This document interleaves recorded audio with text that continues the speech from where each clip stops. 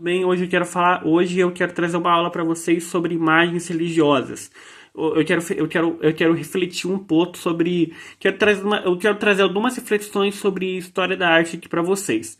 Antes de mais nada, eu quero trazer uma pergunta norteadora aqui para vocês.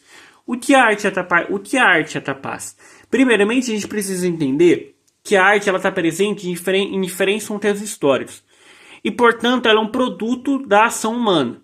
E sendo um produto da ação humana, ela obviamente vai ter uma intencionalidade, seja ela política ou religiosa. E aí, como vocês sabem, eu sou um grande artista, né? Eu sou um artista de primeira, né? Eu sou um belo historiador e um artista também. E aí eu trouxe aqui para vocês um desenho feito por mim.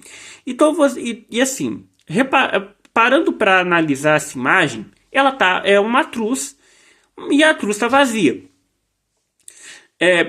Aparentemente nada de anormal. Ela está vazia e é isso. Mas para quem é cristão, sabe que a cruz é um símbolo muito importante e que remete à morte e ressurreição de Jesus Cristo. E aí ela está vazia. O que essa imagem, qual a mensagem que essa imagem está transmitindo? A cruz está vazia. Ou seja, Jesus já fez o que ele tinha que fazer. Ele morreu pelos pecados das pessoas, mas ressuscitou. Ele morreu por todos nós e ele morreu pela humanidade, né? E a cruz está vazia.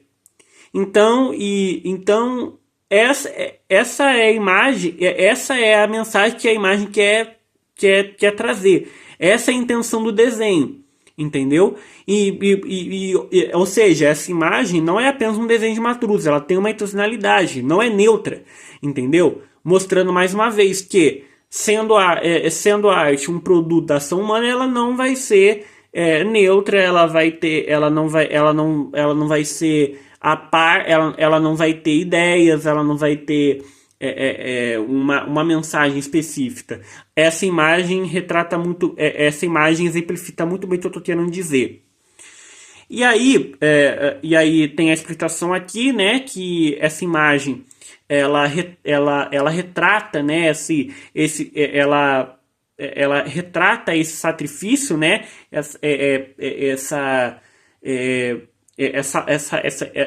esse sacrifício, né, que Jesus fez.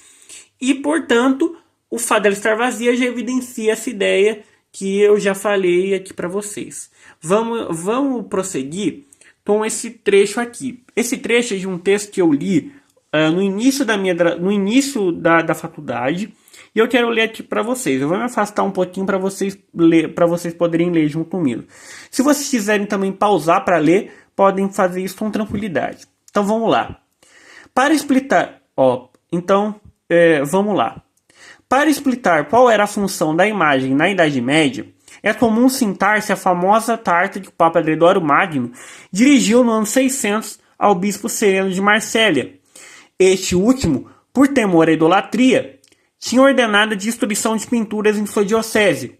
O Papa reprovou essa atitude iconoclasta, mostrando-lhe a utilidade das imagens, mas também os limites dentro dos quais convinha encerrar sua utilização. As imagens não devem ser adoradas como são os ídolos pelos pagãos, mas também não devem ser destruídas. Elas têm de fato uma tripla função. Lembram a história sagrada, suscitam o arrependimento dos pecadores, enfim, instruem os iletrados que, ao contrário dos clérigos, não têm acesso à Bíblia. Desde então, frequentemente se insistiu neste ponto. As imagens seriam a Bíblia dos iletrados. De fato, a repetição das cenas mais importantes da iconografia cristã, anunciação, visitação, natividade, crucificação, julgamento final, facilitava seu reconhecimento pelos fiéis e tornávamos familiarizados com os fundamentos da crença cristã. Em meados do século XIII, o bispo Guilherme Duran de Mende nota em seu Rationale Divinorum Officiorum que em seu tempo dá-se mais valor às imagens do que aos textos, justamente razão da sua eficácia pedagógica. Ou seja, o que esse trecho está falando aqui para a gente? Que a imagem, a imagem religiosa, ela não tem ela não tem a intenção de ser adorada. Não é a intenção, né? A imagem não deve ser adorada. Não é a intenção de uma imagem religiosa ser visto como um deus, assim. A imagem religiosa, ela não deve ser adorada. É isso que o trecho fala pra gente. E ele traz 3 funções. Ele fala que as imagens religiosas, elas têm uma tripla função. Lembram a história sagrada, suscitam o arrependimento dos pecadores, enfim, instruem os letrados, que ao contrário dos clérigos não têm acesso à Bíblia. Ou seja, a intencionalidade de uma imagem religiosa não é ser adorada, mas sim lembrar o fiel, o fiel, ele vai, a pessoa que está olhando a imagem, ela vai lembrar da história, ela vai se arrepender e ela vai se instruir. E esse trecho fala que os clérigos tinham mais acesso à Bíblia do que os fiéis, que não tinham acesso à Bíblia. Quer dizer, os letrados. Os letrados não tinham acesso à Bíblia. Ou seja, as imagens instruem os letrados. Entende? Então, em questão de catequese, a imagem religiosa ela faz total diferença. Então, eu já falei, quando a gente lê esse trecho, a gente pode captar algumas ideias. Que os clérigos tinham mais acesso à Bíblia do que os iletrados, e que as imagens tinham uma função evangelizadora. Então, eu já falei aqui para você,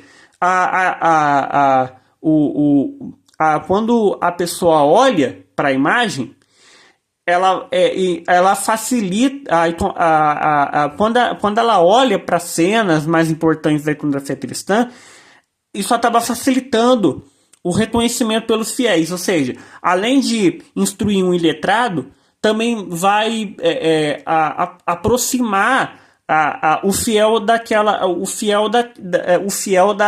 crença, do que ele acredita. E querendo ou não, tudo isso faz total diferença na evangelização. E também há uma intencionalidade ali. E aí eu trouxe um outro desenho aqui para vocês, só que dessa vez é uma cruz sangrando.